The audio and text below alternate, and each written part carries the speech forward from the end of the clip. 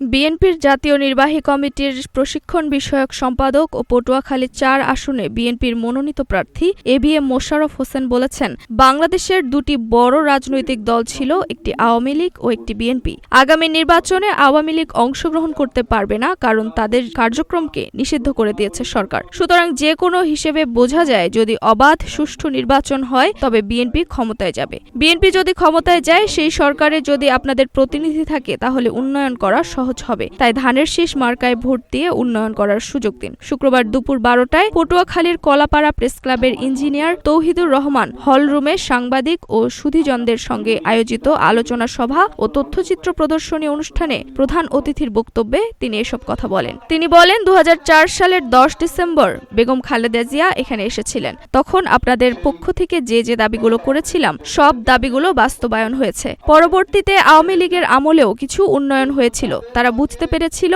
কম্পিটিশনে টিকতে হলে উন্নয়ন ছাড়া কোনো বিকল্প নেই। উন্নয়নের অগ্রযাত্রার শুরু কিন্তু বিএনপি করে গিয়েছিল। আবারও বিএনপি ক্ষমতায় এলে কলাপাড়া রাঙ্গাবালিতে উন্নয়নের রোল মডেল তৈরি হবে। নুসরাত জাহান জেরিন, নাগরিক প্রতিদিন।